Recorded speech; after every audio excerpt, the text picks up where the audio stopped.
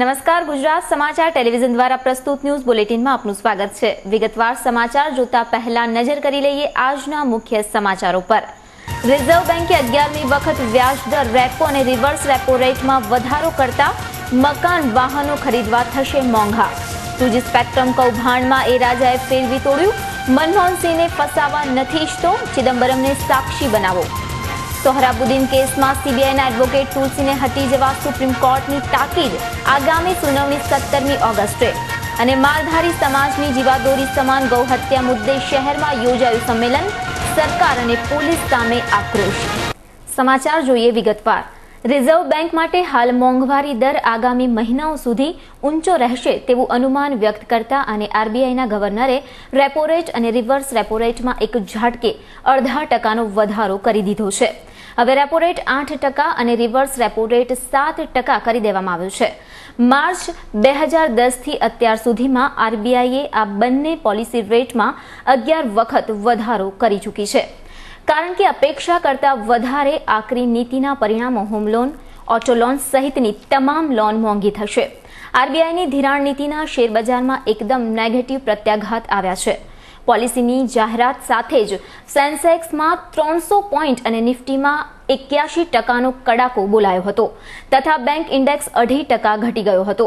આમ આરબીઆઈના ગવર્નર સુબ્બારાવે પોલિસીની જાહેરાત કરતા આંતરરાષ્ટ્રીય બજારમાં કોમોડિટીના ભાવ અસ્થિર થયા છે અને પેટ્રોલિયમ પેદાશના ભાવ પણ કાબુ બહાર ગયા છે। અનાજના ટેકાના ભાવમાં વધારો કરવામાં આવી રહ્યો છે। આમ હવે આરબીઆઈએ ધિરાણ ઘટાડવાના સ્પષ્ટ સંકેતો આપી દીધા છે। રિઝર્વ બેન્કે બહાર પાડેલા સર્ક્યુલર મુજબ કોઈપણ ચેક જ્યારે બેંકને ગ્રાહકે આપ્યો હોય અને આ ચેક કોઈપણ કારણસર રિટર્ન થાય તો બેંકે ચેકની સાથે મેમો ગ્રાહકને પરત આપવો પડે છે। આ મેમોમાં ચેક પરત થવાનું કારણ પણ લખવું પડે છે।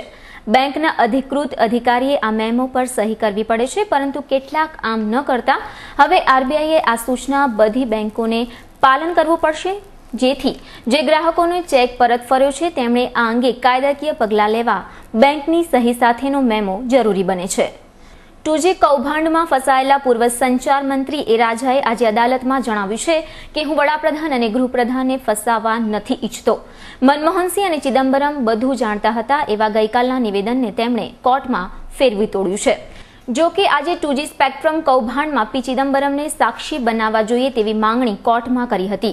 અદાલતમાં એ રાજાએ જણાવ્યું હતું કે મીડિયાએ મારા નિવેદનને તોડી મરોડીને રજૂ કર્યું હતું તથા આ મામલો તપાસ હેઠળ હોવાથી ચાર્જશીટનો કોઈ અર્થ નથી, જેથી હું જામીન મેળવી શકતો નથી કારણ કે અન્ય અદાલતનું દબાણ છે। ગુજરાતના ચકચારી સોહરાબુદ્દીન એન્કાઉન્ટર કેસમાં માજી ગૃહમંત્રી અમિત શાહના જામીન રદ કરવાની સીબીઆઈની માંગણી કરતી અરજી પર આજે સુનાવણી નીકળી હતી, પરંતુ મુદત પડતા હવે સુપ્રીમ કોર્ટમાં 17 ઓગસ્ટે સુનાવણી હાથ ધરાશે। સૂત્રોના જણાવ્યા અનુસાર ગુજરાત સરકાર વતી અગાઉ એડવોકેટ KTS તુલસી કામ કરી ચૂક્યા હોવાના કારણે તેમને આ કેસમાંથી હટી જવાની સુપ્રીમ કોર્ટે તાકીદ કરી હતી। તુલસીએ પણ પોતાના અનુગામીની પસંદગી કરી લેવામાં આવશે તેવી કોર્ટને ખાતરી આપી હતી। તો બીજી તરફ રામ જેઠમલાણીએ અમુક મીડિયા રિપોર્ટ રજૂ કર્યા હતા, જેથી કોર્ટે સોગંદનામું રજૂ કરવા જણાવ્યું, જેના કારણે અમિત શાહ તરફથી સમય માંગવામાં આવ્યો હતો અને સુપ્રીમ કોર્ટે સીબીઆઈના એડવોકેટ તુલસીને ટકોર કરી હતી કે તેઓ અગાઉ 2007માં ગુજરાત સરકારના એડવોકેટ તરીકે ફરજ બજાવી ચૂક્યા હોવાના કારણે સ્વેચ્છાએ સીબીઆઈના એડવોકેટ તરીકે નીકળી જાય તે હિતાવહ રહેશે। હવે 17મી ઓગસ્ટે સીબીઆઈ તરફથી કોણ નવા એડવોકેટ હાજર થશે તે જોવું રહ્યું। ગુજરાતના મુખ્યપ્રધાન નરેન્દ્ર મોદીની ગોધરાકાંડ બાદ થયેલા તોફાનોમાં ભૂમિકા શું હતી તે અંગે જાકિયા જાફરી દ્વારા થયેલી અરજી બાદ સુપ્રીમ કોર્ટે સીટને સોંપેલી તપાસ પછી કોર્ટમિત્ર વકીલને આપેલી ઇન્ક્વાયરી પૂર્ણ થઈ ગઈ છે અને આજે સીલબંધ કવરમાં એક વિગતવારનો રિપોર્ટ પણ જજની બેન્ચને સુપ્રત કરી દેતા તારીખ 28મીએ થનારી સુનાવણી તરફ સૌ કોઈની મીટ મંડાઈ છે। આ રિપોર્ટમાં નરેન્દ્ર મોદીને ક્લીન ચીટ અપાઈ છે કે અન્ય કોઈ બાબતનો ઉલ્લેખ થયો છે તે હવે એક રહસ્ય છે।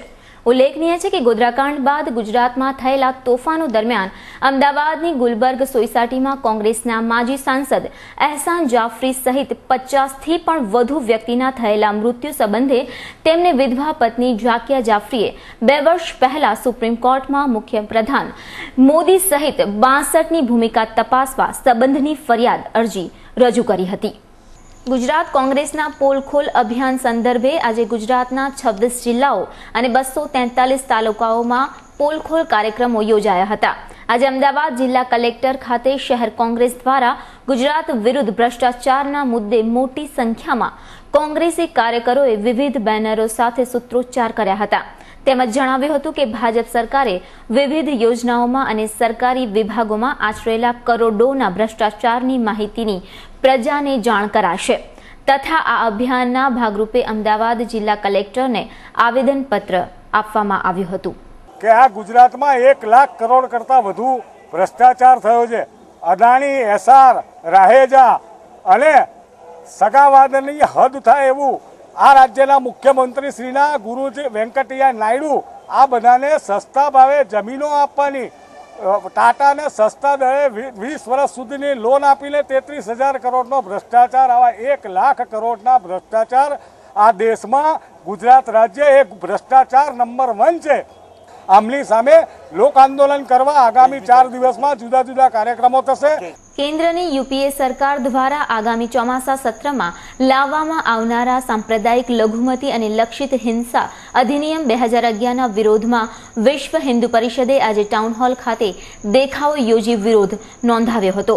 જેના ભાગરૂપે આજે તેમણે યુપીએ સરકારના નેશનલ એડવાઇઝર કમિટીના અધ્યક્ષ સોનિયા ગાંધી સમક્ષ પ્રસ્તાવ મૂકવામાં આવ્યો છે કે લઘુમતી કોમને ફાયદો પહોંચાડવા માટે કાયદો બનાવવામાં આવી રહ્યો હોવાનો આક્ષેપ કરતા કથાકાર શંભુ મહારાજે જણાવ્યું હતું કે એક જ ટાર્ગેટ છે કે આ દેશમાં હિન્દુઓ પોતાના હિત, હક અને અધિકાર માટે ન લડે અને જો અવાજ ઉઠાવે તો હિન્દુઓને જેલ થાય અને લઘુમતીઓને એની મજા મળે।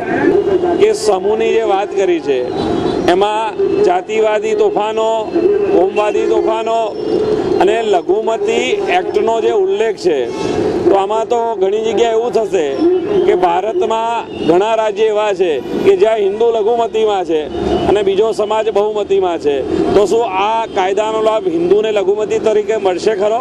આ એક બહુ ખતરનાક કાયદો કેન્દ્ર સરકાર દ્વારા માત્ર મુસ્લિમોની જે ભાવનાને ઠેસ પહોંચી છે બાબરી તૂટ્યા પછી, જેના વડાપ્રધાન તરીકે સ્વર્ગસ્થ નરસિંહ રાવજી હતા અને એ જે એમને એક ઠેસ પહોંચી છે એ ઠેસની લાગણી કઈ રીતે ફરીથી એ લોકો પ્રાપ્ત કરી શકે એના માટે આ એક આગામી યુપીનું ઇલેક્શન અને લોકસભાના જે ઇલેક્શન આગામી છે એમાં મત મેળવવા માટેનું એક આ ષડયંત્ર કેન્દ્ર સરકાર દ્વારા થઈ રહ્યું છે। છેલ્લા ઘણા સમયથી શહેરભરમાં ગાયો ચોરીને તેને કત્લ કરવામાં આવતી, જેનું માંસ વેચાણ ખુલ્લેઆમ કરતી ટોળકી બેફામ બની ગઈ છે।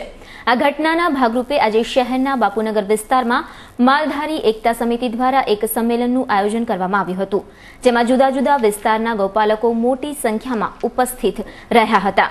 જે ગૌમાતામાં 33 કરોડ દેવી દેવતાઓનો વાસ છે તેવી હિન્દુ ધર્મની માન્યતા છે, તેવી ગૌમાતાના કત્લના મુદ્દે માલધારી સમાજની જીવાદોરી સમાન દુધરેજ ધામના શ્રી કનીરામદાસજી મહારાજ ઉપસ્થિત રહ્યા હતા અને સૌ ગૌપાલકને જણાવ્યું હતું કે આ રાજ્ય સરકારમાં ગૌહત્યાનો કાયદો ફક્ત કાગળ પર જ રહ્યો છે અને ગૌહત્યારા બેફામ થઈ રહ્યા છે અને એ ગાય જે કતન કપાય છે અમે ગાય માતા માનવી છે। અમારી જનતા છે એ કતનખાના બંધ થાય અને કતનખાનાની અંદર કોઈ પણ સરકાર એનો પગલાં લે અને એ કતનખાનું ગાયોને કપાય છે એના માટે કોઈ પણ એનો બંદોબસ્ત કરે અને કતનખાના બંધ કરાવે એ જ અમારી માંગણી છે। આ કાર્યક્રમને અને આ સભાને સરકાર અથવા જવાબદાર અધિકારીઓ કમજોરીથી ના લે। આ માત્ર આક્રોશ સભા એ સભા નથી। આ સભાની અંદર સમગ્ર માલધારીના રૂવાટા ઊભા થઈ ગયા છે કે જે ગાયની શરીરમાં 33 કરોડ દેવનો વાસ છે એ ગાયની જો કતલ થતી હોય અને મૂંગા મોઢે આ જવાબદાર લોકો જો સહન કરતા હોય એ માલધારી સમાજ નહીં ચલાવી લે। આજે અમદાવાદ સિરિયલ બોમ્બ બ્લાસ્ટની 3જી વર્ષી નિમિત્તે શહેરના ખોખરા સર્કલ ખાતે થયેલા બોમ્બ બ્લાસ્ટમાં માર્યા ગયેલા પરિવારો તેમજ સ્થાનિક લોકો અને સ્કૂલના વિદ્યાર્થીઓ દ્વારા મીણબત્તી પ્રગટાવી ફૂલો અર્પી તેમજ મુંબઈ બ્લાસ્ટમાં પણ માર્યા ગયેલા લોકોને શ્રદ્ધાંજલિ અર્પી હતી। ફાધર ને ચાર જણ હતા અહીંયા ગુજરી ગયા હતા। એ દિવસ બહુ કારો દિવસ આવ્યો છે અમારા, મને બહુ ડર લાગે છે। આ 26 જુલાઈ આવે છે અને મને બહુ ડર લાગે છે। તો બીજી તરફ આ સિરિયલ બ્લાસ્ટની 3જી વર્ષી નિમિત્તે શહેરના સંવેદનશીલ ગણાતા વિસ્તારોમાં આજે દિવસભર આરએએફ જવાનોની ટુકડીઓએ પેટ્રોલિંગ કરી ચુસ્ત બંદોબસ્ત રાખ્યો હતો। માધુપુરા મર્કેન્ટાઇલ કોઓપરેટિવ બેંકની બોર્ડ મીટિંગ આજ રોજ થઈ હતી।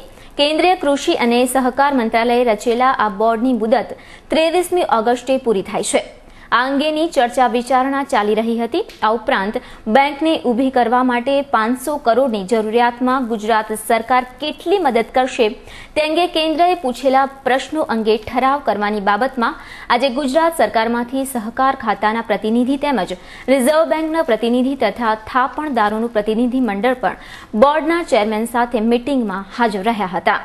નોંધનીય છે કે થાપણદારોના 127 કરોડ બાકી છે, જ્યારે કે સહકારી બેંકોના 280 કરોડ રૂપિયા ભરવાના બાકી છે.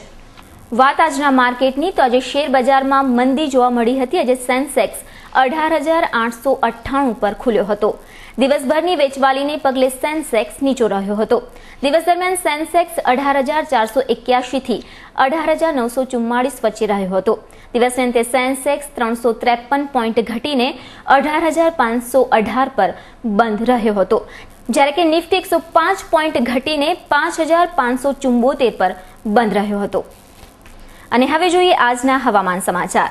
આજનું અમદાવાદનું મહત્તમ તાપમાન 33 ડિગ્રી સેલ્સિયસ અને લઘુત્તમ તાપમાન 28 ડિગ્રી સેલ્સિયસ રહ્યું હતું, જ્યારે કે બરોડા મહત્તમ 32 ડિગ્રી, લઘુત્તમ 27 ડિગ્રી, સુરત મહત્તમ 31 ડિગ્રી, લઘુત્તમ 27 ડિગ્રી, રાજકોટ મહત્તમ 32 ડિગ્રી, લઘુત્તમ 26 ડિગ્રી અને ભુજનું મહત્તમ તાપમાન 31 ડિગ્રી સેલ્સિયસ અને લઘુત્તમ તાપમાન 26 ડિગ્રી સેલ્સિયસ રહ્યું હતું.